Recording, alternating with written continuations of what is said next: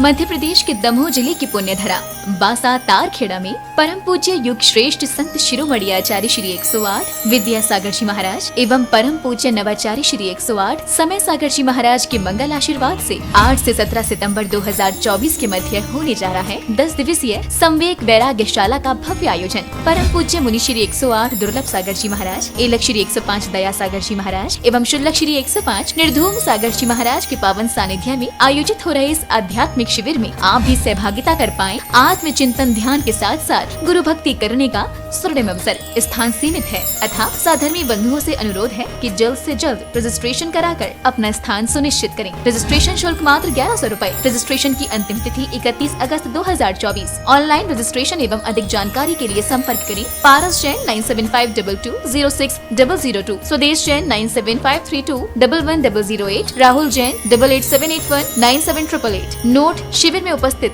सभी शिविरार्थियों को हथकरघा के वस्त्र, आवास एवं शुद्ध भोजन की व्यवस्था कमेटी द्वारा प्रदान की जाएगी।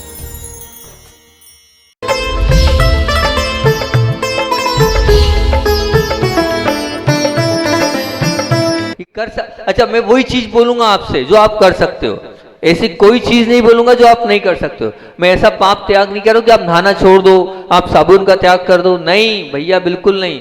अरे इतना अच्छा हम हाथ धोते हैं रीठे से, बढ़िया झाग भी आता है रीठे से, आप रीठा यूज कर लो। रीठा यूज नहीं और कर रहे हो तो बहुत सारी साबुन आ गई, चंद्रिका आदि, मेडिमेक्स आदि और भी अन्य अन्य बहुत सारी आपकी बात आ गई। सोना अभी शांधारा भी कोई साबुन निकाल रहा है, तो ऐसी चीजें आप यूज करो तो क्या दिक्कत है कि हम बच तो सकते हैं और हमें अंदर से गर्व होगा कि हमने ऐसी साबुन से अपने आप को सजाया संवारा है, नहीं है जिसमें पाप हो रहा है। विचार करना, आप सुबह उठते हो और बटन ऑन कर देते हो, काय का? गीजर का। अब गीजर का बटन आपने ऑन किया, अब उसमें टंकी में जितने कीड़े थे वो सब कीड़े उबल गए, उबलते चले जा रहे हैं। आप अन्यथा तो नहीं लोगे, नहीं तो आप कहोगे महाराज जी आप बहुत बुरा बोलते हो। कल परसों वीडियो दिखाई थी, तला जा रहा था उसमें, तो सब ऐसी आंखें यूं कर रहे थे। नरक की जब वीडियो दिखाई जा रही थी तो नरक की उस वीडियो में तत्वार्थ सूत्र की उस क्लास में सब ऐसी आंखें बंद कर रहे थे।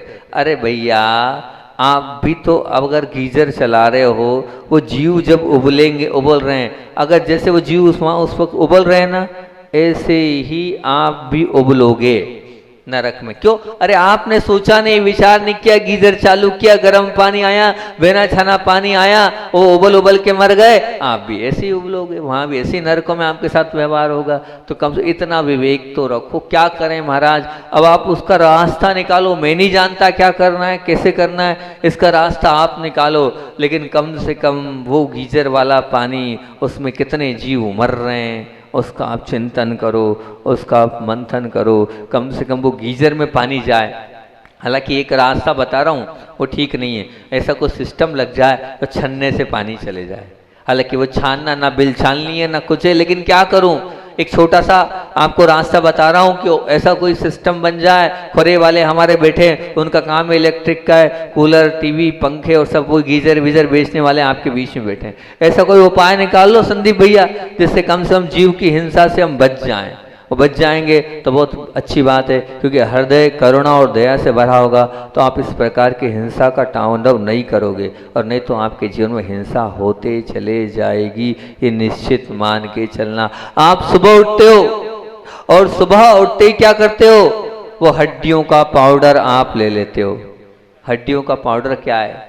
वो जो आप पेस्ट कर रहे हो, वो जो आप क्या मंजन कर रहे हो, वो पेस्ट या है, वो जो मंजन है, आप विचार तो करना उसमें क्या होता है। तो कहते हैं वो जो पेस्ट आपने किया है या जो वो आपने मंजन किया है, उस मंजन उस पेस्ट में क्या है, उस टूथपेस्ट में क्या है, तो उस टूथपेस्ट में क्या है, बोले चर्बी मिलाई जाती है प्रत्येक टूथपेस्ट में। एक रिसर्च आई थी, वो पढ़ के आपके बीच में रखना हो, उसमें सर्बिटोल सोडियम और लारिल फॉस्फोट कोलाइड मिलाया जाता है, और जो कोलाइड जो है वो बहुत घातक है, वो एक विष है। और वो कैल्शियम जो फॉस्फोट होता है वो जानवरों की हड्डियों से ही पीसकर बनाया जाता है, और वो भी कौन से, बूचड़ खानों से वो हड्डियां जो बहुत बड़ी मात्रा में उनको मिलती है, उसमें वो टूथपेस्ट में। और ग्लिसरीन का भी उपयोग किया जाता है। ग्लिसरीन क्या?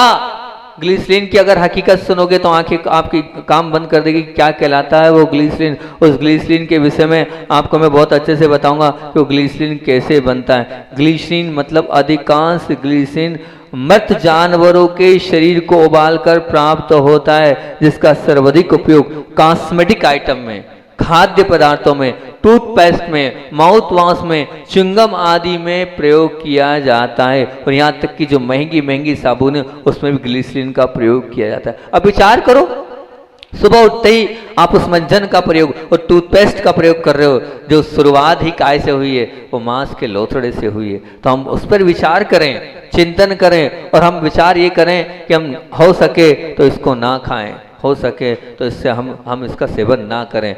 कर सकते हो, है बहुत सारे ऑप्शन, रास्ते जिसके माध्यम से हम अपने जीवन को पाप से बचा सकते हैं, पाप से हम दूर रख सकते हैं। हम तो बाहर और तो और आपसे बोले, जो कपड़े आपने पहने वो किससे बने? अगर वो पावर लूम से बने तो निश्चित है वो भी मांस का लोथड़ा ही है। क्यों? क्योंकि वो जो पावर लूम, वो जो उसमें मटन टेलो मिलता है, और मटन टेलो मिलकर ही वो जो है कपड़ा बनता है। अब उस मटन टेलो से आप मान के चलिए, उसे आप मटन टेलो लगा हुआ है, उस धागे के साथ वो कपड़ा बना है, तो आप क्या लगता है आपने? बोलो, मांस का लोथड़ा लपेटे हुए हो, उससे अभिषेक कर रहे हो, उससे भगवान का प्रक्षाल कर रहे हो, उससे सब कुछ कर रहे हो, तो कहाँ से शुद्ध सात्विकता की? प्रयास करो, आप जितना हो सकता है उतना तो कर सकते हो, वो आपके हाथ में। आप बन जाओगे तो बहुत अच्छी बात है कि हाँ महाराज जी हम प्रयास करेंगे, कम से कम उसको तो हम देखेंगे ही देखेंगे। और एक और बीच में पहले एक बात और बोल दूं, क्योंकि वही बहुत जरूरी है। हालांकि देखो, मैं बोलूंगा तो आप बुरा मत मानना। मैंने एक दिन बोला था, मैं आपको आज ले आया, कागज दिख गया तो वो कागज भी आज उठा के ले आया मैं, कि आपको आलू की असलियत बताऊंगा। क्योंकि बात हिंसा की चल रही है, तो हिंसा की बात चल रही है, तो आलू की वास्तविकता आपके बीच में रख देता हूँ कि क्या कहलाता है आलू। फिर उसके बाद आगे की बात करूँगा अगर समय मिल गया तो। मैं आपके बीच में ये आलू की वास्तविकता के लिए एक पन्ना लाया हूँ, और ये पन्ने को खोलकर आपको बीच में बताना चाहता हूँ ये क्या कह रहा है। ये पन्ना, या मैं नहीं कह रहा हूँ, ये आगम कह रहा है, ये आगम की वाणी। कहाँ लिखा है महाराज जी? धवला, जय धवला जैसे सिद्धांत ग्रंथों की बात आपके बीच में रख रहा हूँ। उसको बहुत सरल तरीके से, जो छुल्लक जी हैं, एलक जी हैं, उन्होंने उसको बहुत व्यवस्थित कर दिया है। तो वो आपको बता रहा हूँ कि एक सुई की नोक, कितनी नोक? ये किसकी बात चल रही है? पहले कान खोलकर सुन लो। जमीकंद की। किसकी बात? मैं मना नहीं कर रहा हूं आपसे मत खाना, बिल्कुल खाने के लिए कोई मना नहीं कर रहा हूं, लेकिन मैं आपके सामने वास्तविकता रख रहा हूं कि क्या वास्तविकता है। बच्चों ध्यान से सुनो, इधर क्या वास्तविकता है, ध्यान से इधर देखो क्या वास्तविकता। एक सुई की नोक, सुई की नोक कितनी छोटी होती है? बहुत छोटी होती है। उस सुई की नोक में क्या बोल दिया? बोले वो क्या कहलाता है? वो जो कहलाता है वो एक सुई की नोक भी एक स्कंद कहलाता है। क्या है? हमारे आगम में उसको स्कंद का है। उस स्कंद में असंख्यात लोक प्रमाण अंडर है। ये नीले कलर के आप देख रहे हो, ये अंडर है। मतलब एक सुई की नोक में असंख्यात किसको बोलते हैं महाराज जी? अनकाउंटेबल। क्या बोल दिया? एक सुई की नोक में अनकाउंटेबल अंडर है। क्या है? अंडर, अंडर बोला है। फिर बोले ये जो एक अंडर है उसमें जो एक आपने बताया है स्कंद, मतलब उसमें जो है क्या है? अंडर है। अब वो जो एक अंडर में असंख्यात लोक प्रमाण जो है वो आवास है। अंडर के मतलब एक अंडर में, सुनना ध्यान से, एक सुई की नोक, एक सुई की नोक में क्या बोल दिया? असंख्यात लोक अंडर। अब उस अंडर, एक अंडर में असंख्यात लोक प्रमाण आवास। अंडर के बाद आवास। फिर बोले एक आवास में, वो जो एक आवास है अब उसका भी और पार्ट, उस एक आवास में असंख्यात लोक प्रमाण पुलवी। असंख्यात लोक प्रमाण पुलवी, ठीक है ना। अब उस असंख्यात लोक प्रमाण पुलवी बोल दिया। अब एक असंख्यात लोक पूर्वी प्रमाण में क्या है? तो बता रहे हैं एक निगोद शरीर, उसमें एक निगोद शरीर, बस एक निगोद शरीर। फिर बोले इस, अभी ये निगोद नहीं, अब इस एक निगोद शरीर में, इस एक निगोद शरीर में तो क्या? बोले अनंत अनंत निगोदिया जीव, अनंत अनंत निगोदिया जीव। फिर से बताऊं आपको क्या बोल रहा हूं इसको पूछ भी सकता हूं मैं। इस बात को मैं जब आप लोगों से प्रश्न पूछूंगा तो इसलिए आप इसको बहुत ध्यान से समझना। सबसे पहले सुई की नोक, सुई की नोक में उसको क्या कहें, वो एक स्कंद हो गया। अब उस एक स्कंद उसमें क्या, असंख्यात लोक प्रमाण अंडर, सुई की नोक में असंख्यात लोक प्रमाण अंडर। अब ऐसे असंख्यात लोक प्रमाण अंडर में क्या है, तो बोले असंख्यात लोक प्रमाण आवास, मतलब उस एक अंडर में, एक अंडर में असंख्यात लोग, असंख्यात मतलब अनकाउंटेबल आवास, फिर उस एक आवास में असंख्यात लोक प्रमाण पुलवी, और फिर एक पुलवी में असंख्यात लोक प्रमाण निगोद शरीर, फिर उस एक निगोद शरीर में अनंतानंत निगोदिया जीव रहते हैं। ये कहलाता है आलू का एक छोटा सा कण आपके बीच में रखा है, जिसे आप बड़े चाव से खाते हैं। उसके बिना आप अपना जीवन नहीं जी सकते। आप महाराज को छोड़ने को तैयार है, आप सब कुछ छोड़ने को तैयार है, लेकिन आलू छोड़ने को तैयार नहीं। मैं भी नहीं छुड़वाना चाहता, क्यों छुड़वाऊँ आपकी फेवरेट चीज़, पर बाकी में मेरा कर्तव्य बनता है। गुरु ने कहा है कि आप रास्ता बताओ, त्यागना नहीं त्यागना आपके ऊपर डिपेंड है, लेकिन एक सुई की नोक में अनंतानंत जीव होते हैं, इस पर विचार कर लेना आप। कितने पार्ट्स हुए, एक पार्ट्स का फिर असंख्यात, फिर एक पार्ट्स का फिर असंख्यात, एक पार्ट्स का फिर असंख्यात, फिर एक पार्ट्स को भी असंख्यात में भी अनंतानंत बोला गया है। ये आजमी कंद की, ये आलू की वास्तविकता है। इसके बावजूद भी आप खा रहे हो तो खाओ, मैं बिल्कुल मना नहीं कर रहा हूँ, लेकिन अगर और भी तो बहुत सारी चीज़ें, क्या आलू के बिना हमारा जीवन नहीं चल सकता? बताओ, क्या हम आलू के बिना नहीं रह सकते क्या? अरे बिना आलू के भी तो हम अपना जीवन जी सकते हैं। ये बताओ, बहुत सारे लोग भी तो हैं जो बिना आलू के जीवन जीते होंगे और जी रहे होंगे, तो वो क्या अपना जीवन नहीं जी पा रहे हैं? तो हमने अपने जीवन में आलू को एक तरफ रख देना, और फिर भी अगर आपको नहीं मानना है और अगर आपको आलू खाना है तो खाओ, बिल्कुल मेरा दोनों हाथ से आशीर्वाद है। पर कब कब आशीर्वाद है, सुनना कैसे खाना है, दोनों हाथ से खाने वालों के लिए।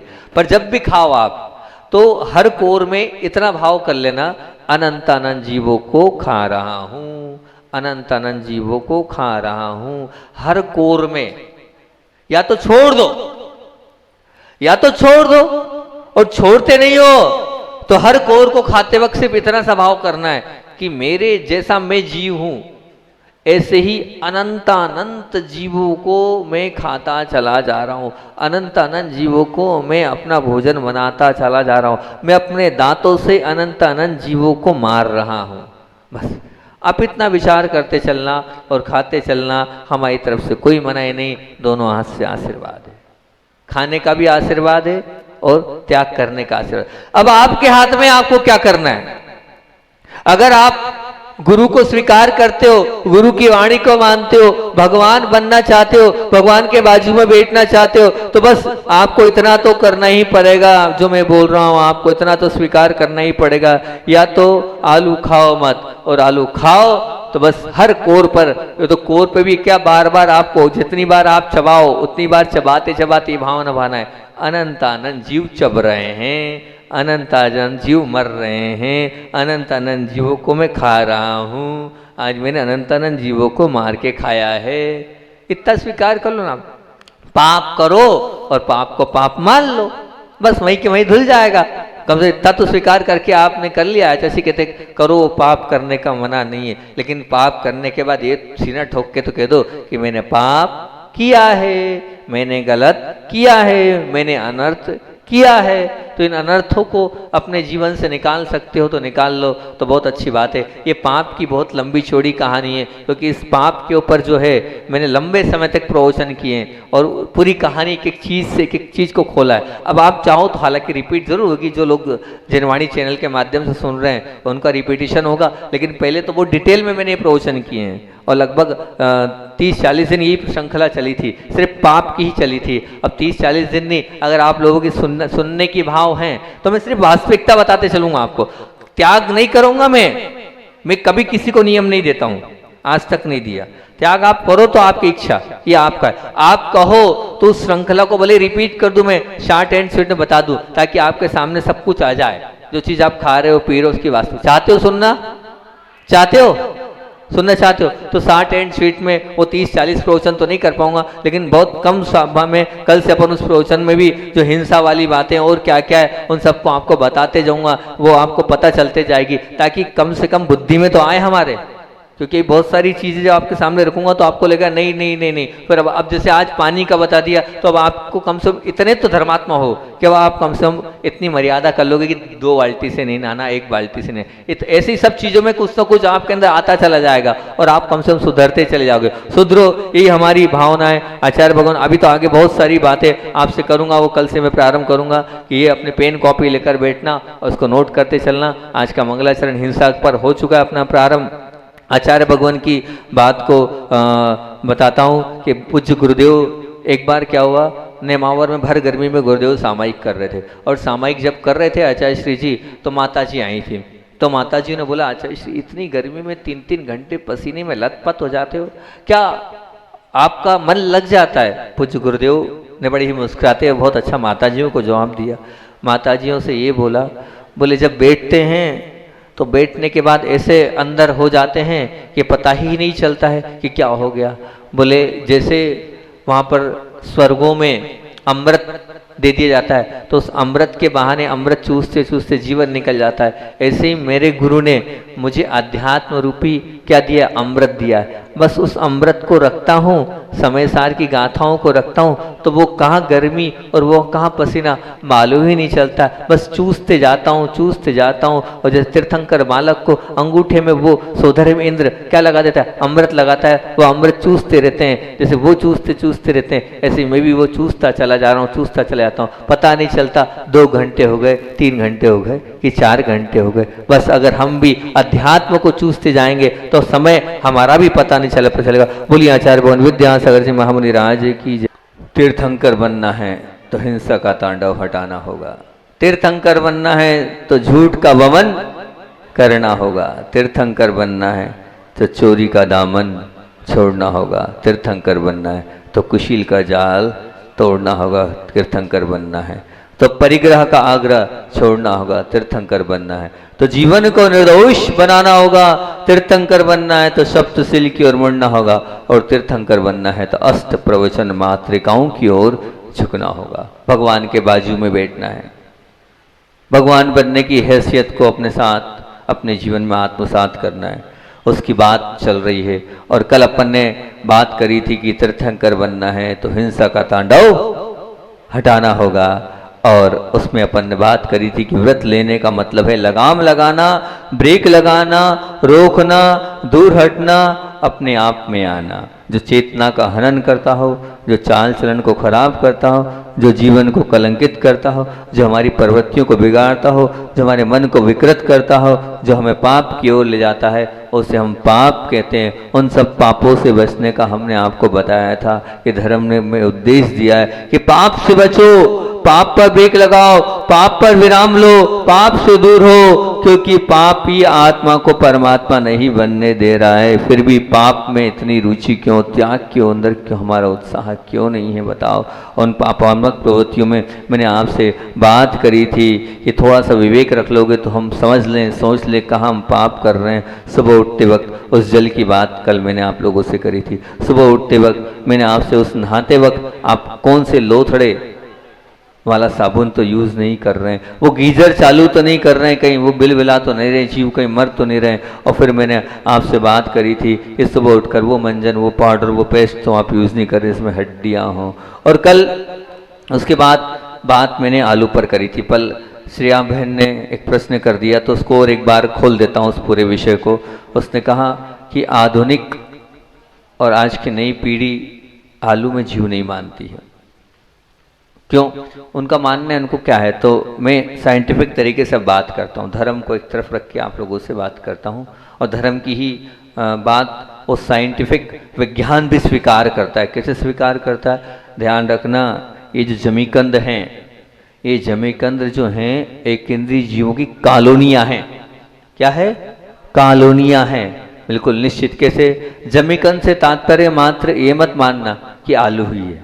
आलू के साथ प्याज भी आता है, लहसुन भी आता है, अदरक भी आता है, गाजर भी आता है, मूली भी आती है, शकरकंद भी आता है, अरबी भी आती, ये सब जमीकंद कहलाएंगे। अभी जो जमीकंद क्यों, क्या कारण है कि आप कह रहे हो कि आप लौकी तो खूब खाओ और आलू मत खाओ, क्या है? तो साइंटिफिक अगर हम बात करें तो उसका कारण ये है कि सूर्य की किरण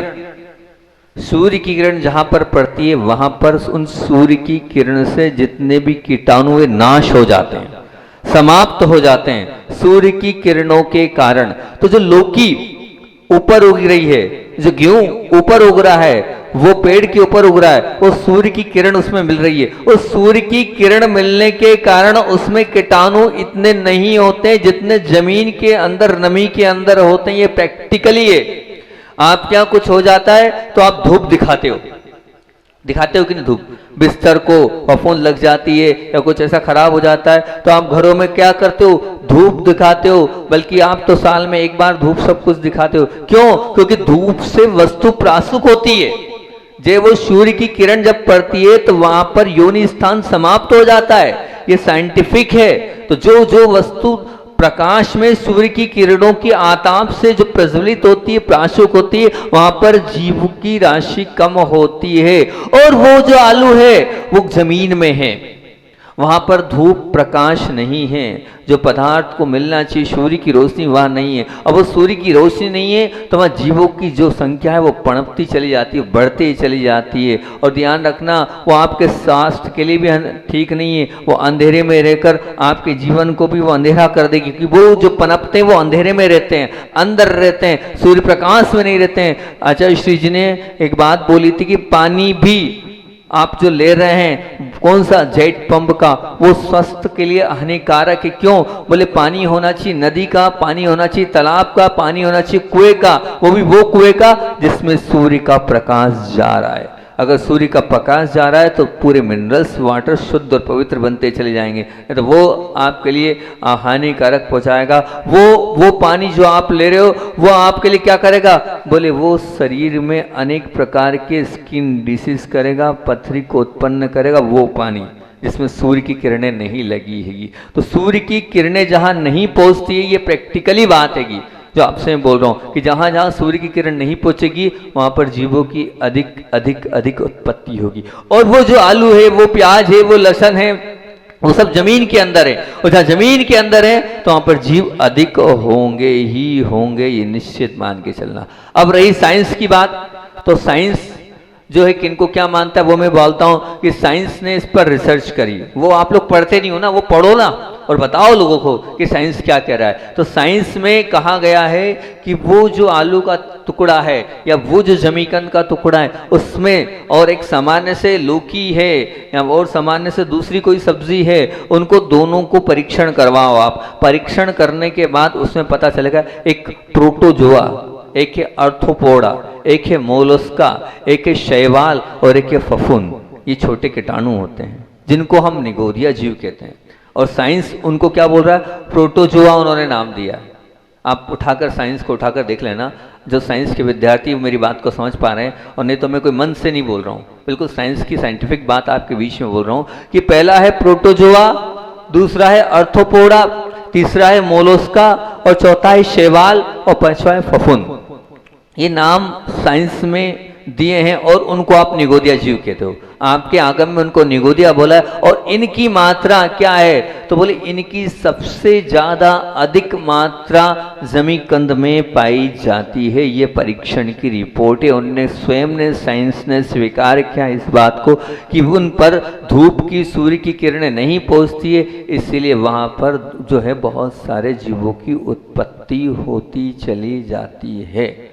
ये साइंस कह रहा है, मैं नहीं कह रहा हूं। और हमारे आगम में तो आचार्य सिद्धांत चक्रवर्ती नेमिचंद महामुनिराज ने गौमरसार जीव कांड में स्पष्ट रूप से गाथा बोली है। उन्होंने कहा है, खंदा असंख्य लोगो अंडर आवास पुल विदेहादि हेटिल जोणी गाओ असंख्य जो लोग गुणित कम्मा जम्बू दीप बरहो कौशल सागे उदंगधरा रंवा खंड दर आवासा पुलवी शरीराणी द्विधंता। उन्हें पहले 2000 वर्ष, आज साइंस ने आज बताया शैवाल, आज बोल रहा है साइंस उठाकर 2000 वर्ष पहले ही कह दिया उन्होंने कि इसमें इतने अनंत काय जीव होते हैं। कल मैंने समझाया था और उदाहरण के माध्यम से समझा देता हूँ इसी बात को। बात निकली है तो दो उदाहरण मैं आपको बताता हूँ जो आचार्य श्री जी बोलते थे। वो बोलते थे कैसे समझे हम इनको, किस प्रकार से। तो मैंने आपको बताया था क्या, आवास, अंडर, पुलवी, है ना, और पुलवी के बाद निगोद शरीर, फिर उसका निगोदिया जीव। तो मैं आचार्य श्री क्या कैसे बताते, वो कहते थे कि एक स्कंध में असंख्यात लोक प्रमाण अंडर होते हैं। ये असंख्यात लोक प्रमाण अंडर क्या बोलते थे गुरुजी? असंख्यात लोक प्रमाण क्या मीन्स क्या? असंख्यात लोक प्रमाण मीन्स क्या? आंखें खुल जाएगी असंख्यात लोक प्रमाण को जो सुनोगे तो। असंख्यात लोक प्रमाण मतलब क्या? जितना बड़ा आपका लोक है ना, जितना बड़ा आपका लोक है, कितना बड़ा, वो 14 राजू लंबा, वो 7 राजू चौड़ा, वो लोक कहलाता है। उसको आप क्या कहते हो? लोक। तो बोले जितना बड़ा आपका लोक है ऐसे असंख्यात लोक ले आओ। क्या? जितना बड़ा आपका लोक है ऐसे असंख्यात लोक ले आओ। एक लोक नहीं, असंख्यात लोक ले आओ। असंख्यात लोक प्रमाण, एक स्कंद में असंख्यात लोक प्रमाण अंडर होते हैं। मतलब अब असंख्यात लोक प्रमाण मतलब इतने सारे लोक लेके आओ, तो इतने सारे लोक। और लोक प्रमाण का तात्पर्य क्या? लोक प्रमाण का तात्पर्य कि एक लोक में कितने प्रदेश हैं, तो ऐसे जितने लोक में जितने प्रदेश हैं उतने प्रदेश। अब ऐसे कितने प्रदेश हो गए, ये दिमाग से बाहर बैठती बात, लेकिन सत्य है, आगम कह रहा है। अब वो धीरे धीरे से, आप पहले समय नहीं मानते थे, समय की सूक्ष्म नहीं मानते थे कि वो क्या होता है एक समय, लेकिन अब वो मैं भूल गया, बोला कागज में आपको बताता। अभी रिसर्च वर्क आई है, उसमें ऐसा कैमरा आया है कि पिक कौन कितने सेकंड, एक सेकंड में भी कितने लाख मिनी सेकंड होते हैं। उसको क्या नाम दिया उन्होंने, साइंस ने कुछ नाम दिया आएगा, वो नाम मैं भूल रहा हूँ। सोचो, अब रिसर्च कर रहा है। हमारे यहाँ तो पहले ही बोल दिया हजारों वर्ष पहले कि एक समय बहुत छोटी इकाई है। आप एक मिनट को या एक समय को ही सम्मत मानो, वो हमारे यहाँ समय वो समय नहीं, बहुत छोटी इकाई है।